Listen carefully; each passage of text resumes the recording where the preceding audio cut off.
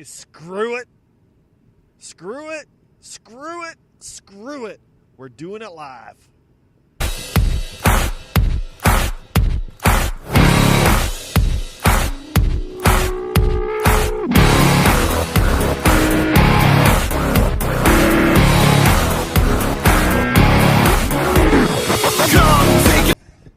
All right, everybody. We're finally going, and we decided to do it live right here on the Blitz Morning Show. What is happening? Despite it being 3 o'clock in the afternoon, I have to get the show off. This morning it was quite interesting. So there wasn't a morning show, but you are listening to the Blitz Morning Show in the afternoon, and my host's name, I told you, it's been interesting.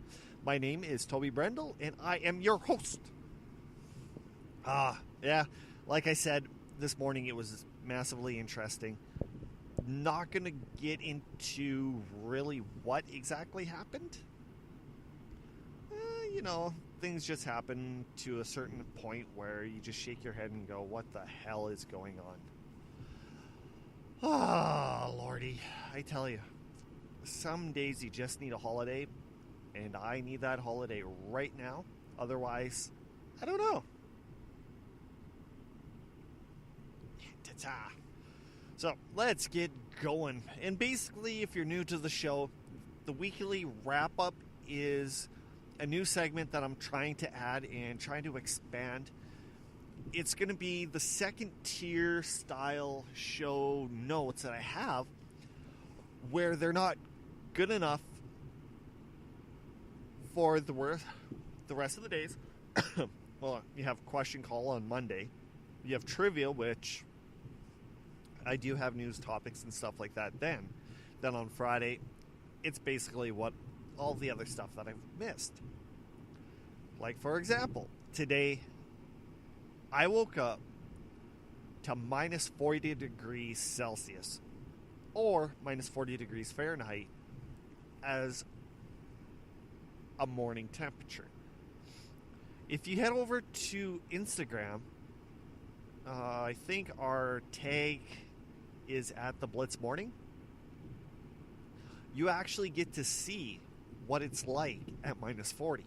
I know you can't really experience it unless you're live, just like the show.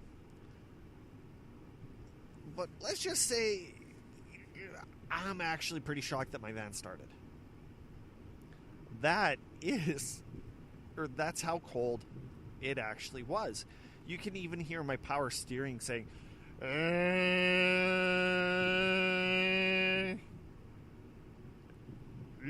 just trust me. You go to it, listen to it, then you'll realize that you live in a way better part of the world. Yeah, to some extent. So yeah, and minus 40, that was without the wind chill. Luckily, the times that I've experienced weather like this, there has not been a wind chill, or not any wind, so no wind, no wind chill. Works out pretty damn good if you ask me. The Simpsons is getting renewed for 2 more seasons, which is going to make them 32 seasons long. Wow. 32 seasons. That is absolutely insane, knowing that an iconic television show like The Simpsons is lasting 32 years. Let's just say there have been multiple presidents, prime ministers, makes and models of cars. There's been businesses, just in general, televisions, that has not lasted as long as The Simpsons. And the interesting part about them is they've predicted or guessed to a prediction of certain things like President Trump being president, Seattle and Denver in the Super Bowl. Things like that. Like, it's been a big, huge cultural shock, and yeah, it's hard to explain. It's, like I said, it's been interesting. I do have to say, I give them credit for doing what they're doing. It's absolutely unbelievable. And the Simpsons will always live within the society, just like Fred Flintstone.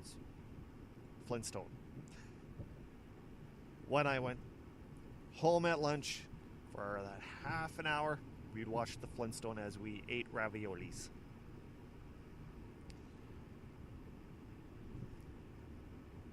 All right, what else is on the topic for agenda? Okay. I'm not sure what the father's name is or the son's name, just because the father is such a douche. All right. Anybody who follows basketball will remember the last name Ball. The one son, the oldest one, is playing for the LA Lakers. The second one never got drafted because of many reasons. The major reason is because he wasn't really too good, and he was caught in Asia stealing, and was almost sent to jail. But of course, Donald Trump let him out, or got him out. Another part is this dad. I wish I wrote down his name. All I have is Ball. He basically says he's better than Michael Jordan. He one-on-one at both of each other's primes, he would have won. But yet there's videos of him missing 13 shots in a row. And just like bricks, like not even hitting it, bouncing off. Like, it was absolutely hilarious. Then, of course, he has his own brand of clothing. The Triple B, or BBB. Big time baller boy, baller whatever. And he's basically saying that if the LA Lakers traded his son, they will never win a championship without him. Okay, first of all, the Lakers have LeBron James. James is one of the best basketball players in the world. Like, he won a championship, 2 years in a row by himself because the team around him sucked. I don't like LeBron James, but I do have to give that guy credit. He is a really good basketball player. But Ball, yeah, he thinks highly mighty of his sons. And to me, it's nothing more than him trying to live his dreams through his kids. Since he can't play basketball, he will let his kids do it for him. Giggity, giggity, goo. And a lady from the States seen a fight between two animals, so she thought it was a dog fight. So she ran up to him and grabbed one of the dogs and pulled him back, to realize it wasn't a dog, it was a mountain lion. And she's like, "Oh, honey, get a gun! Get a gun! Ah!" Now that would be, okay, in your guys' opinion, what would be more freakier?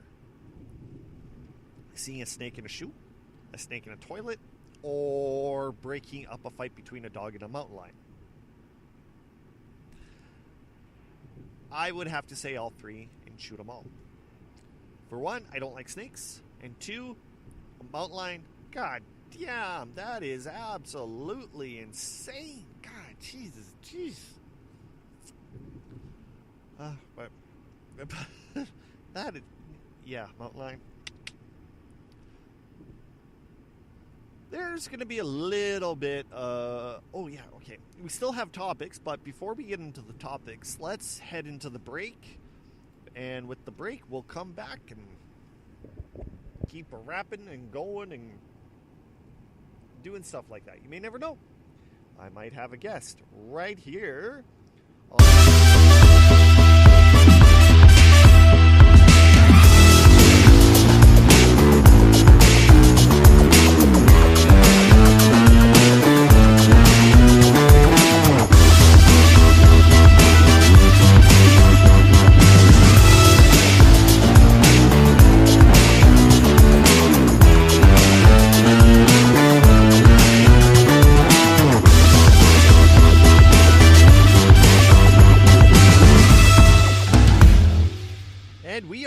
Thank you for staying with us through the break. My name is Toby Brendel, and this is the Blitz Morning Show in the afternoon. All right. I always scroll through Twitter, Facebook, Yahoo, but the one part that kind of got me really on edge are creatures that they're finding in the ocean. My God, are they freaky looking? I'm sorry, but I'm going to stand right on this earth, like on the hard soil. I'm not going near no freaking ocean. Some of those little buggers are freaky looking. My God. But here's one of the questions that I have to ask. Okay, you go, you skim the bottom, see if you can get new species, stuff like that. Hang on. Are those pump? Oh my God. Oh, that's red. I thought they were purple or pink. Anyway, how do these people figure out if these animals are poisonous or not? Like, you see one Scientologist is like, oh, look at this. This is so beautiful. Well, what if that sea creature looks at your finger and goes, oh, it's touching me. Oh, I just died because I don't have anti-venom. Like, I'm sorry. I'd be poking it with a fork or something. Like, hey, what are you?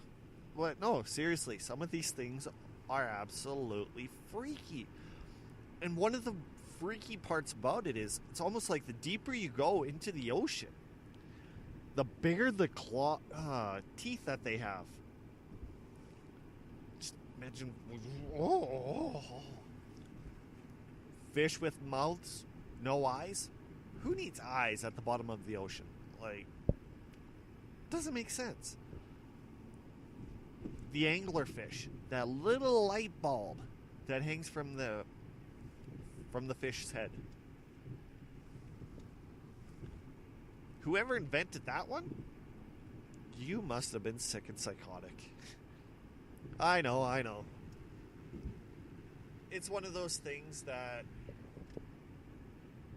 somebody just started throwing things together, or a 7-year-old, let's put some big eyes on it, teeth, and make a light bulb right here. Maybe the anglerfish has tons of bright ideas. It's like, haha, I'm going to catch supper. I got an idea. Ha, there we go. No? Yeah, that was horrible. I do admit that. Let's don't do to boot it. Another topic that I would like to talk to you about is a very special one that has affected so many children over the last blank years. Sesame Street has officially turned 50. 50-year-olds for Sesame, or 50-year-olds, 50-year-old Sesame Street.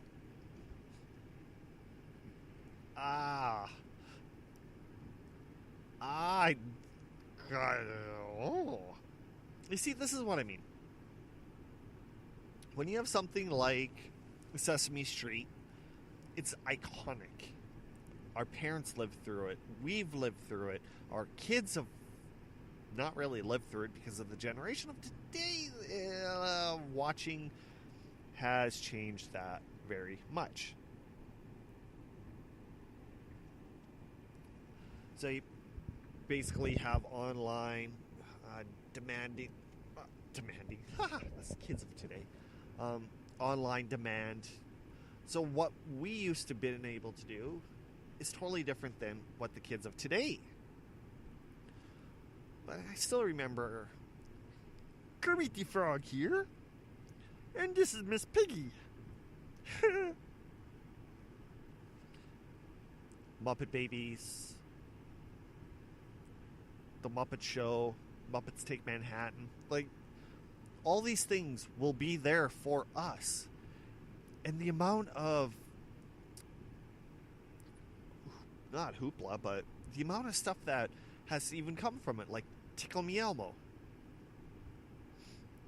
Speaking about Elmo, hi Elmo, how are you doing? Elmo loves you. Yes, I know.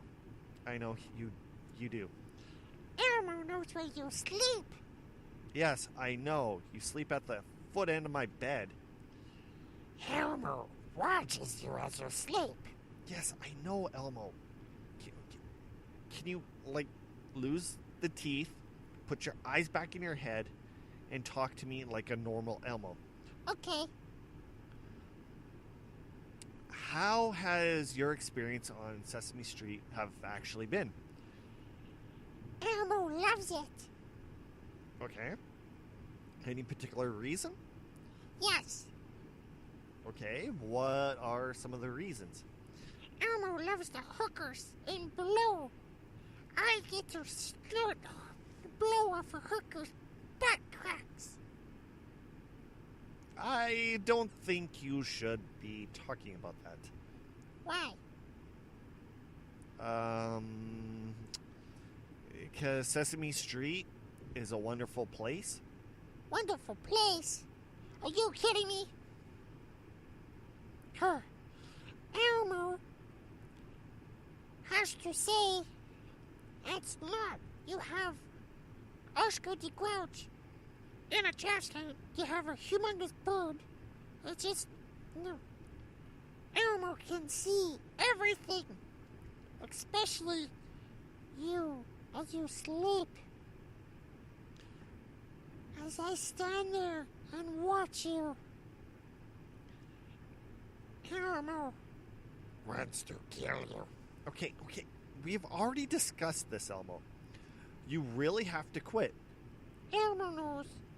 Okay, Elmo, do me a favor. What? Just leave the studio, all right? And let's just kind of forget about the things that you've said. But Elmo loves you. Yes, I know you love me. Everybody loves you. Tickle me. No. Tickle me. No. Tickle me. Elmo, you're doing it again. Stop it. Elmo, stop. Okay, Elmo, just go to the lunchroom, grab yourself a donut and a coffee, and I'll be there, and I'll take you back to Sesame Street. Ooh, donuts. My God, that was like one of the absolutely worst interviews that I did. Howdy ho, it's Kermit the Frog here, and I am here to tell you that Miss Piggy is a slut. Kermit, Yeah. leave. Okie dokie. I gotta fire my agent. Seriously. I just got bombed by Kermit the Frog, and Elmo, who's still a kid, admitted it that he sniffed crack off of a hooker's butt crack. Seriously?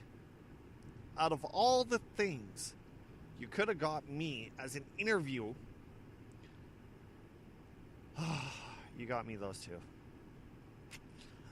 I think I need to go take a break.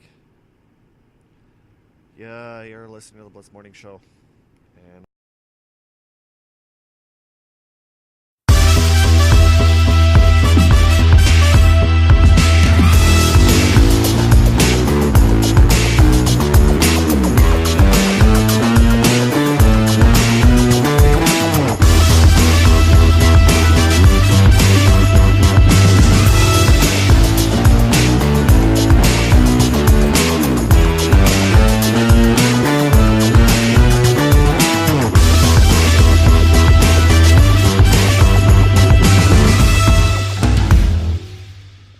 Okay. Well, I got Kermit the Frog and Elmo out of the building and in an Uber to take him back to Sesame Street. Thank God, because that was so freaking interesting. And, you know, guys, I apologize on that segment. That's not what I was meant to happen. When I heard that I was going to interview these two guys, I basically just thought it was going to be like a normal conversation. Hey, Elmo, how's it going? How's your experience been on Sesame Street? Etc., etc. But instead, it turned south pretty quick, and it never got to the point where I wanted it to. Then Kermit, I was planning to do a 15-minute interview with the time when he first started to today, how much it's changed. But instead, Miss Piggy's a whore, apparently. And, yeah.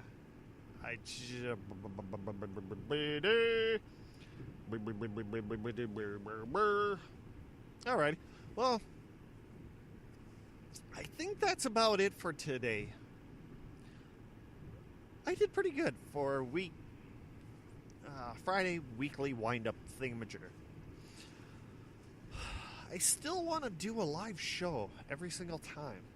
But like today, when I first tried doing it, when I was heading down to work, I had like 3 phone calls within 5 minutes. So it's like, oh crap. So I pause it, start again, lose track. So I quit, start, pause, lose, start. And I eventually said, screw it. The one thing I do know is later on in the afternoon, I do have a time period where nobody will contact me, so it's a better chance of getting a show produced and distributed to all the places where you can hear podcasts. I also am going to be updating my website as I found out how to fix my distribution to YouTube.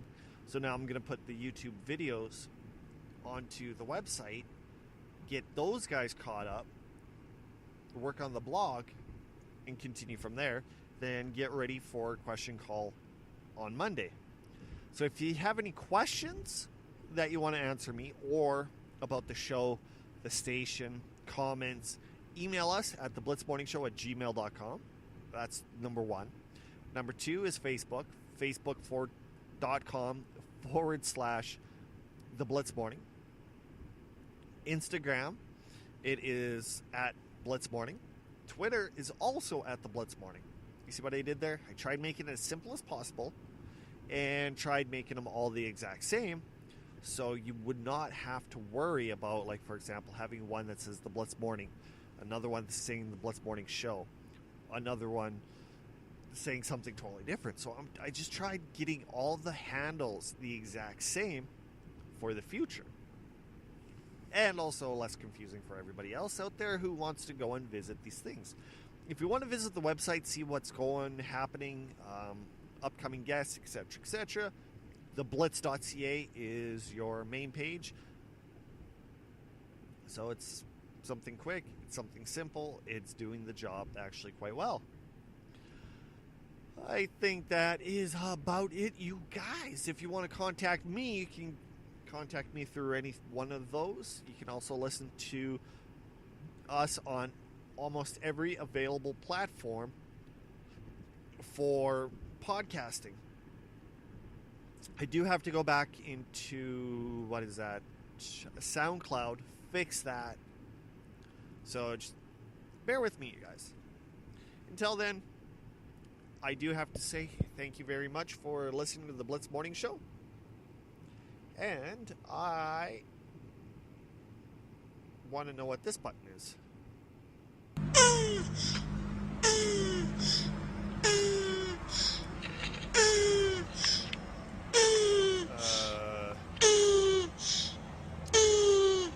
It's a turtle having sex. I have no idea when I ended that one, or put that one in the system. No, Toby! Naughty! Naughty! Oh, I'm going to just end the show right now. I'm going to get back into my old ways. Well, thanks you guys for tuning in. Make sure you check out the show's Instagram to see what minus 40 degrees Celsius looks like. And I will catch you on Monday. Send in those questions because I want to hear it. Talk to you later, guys. Peace out.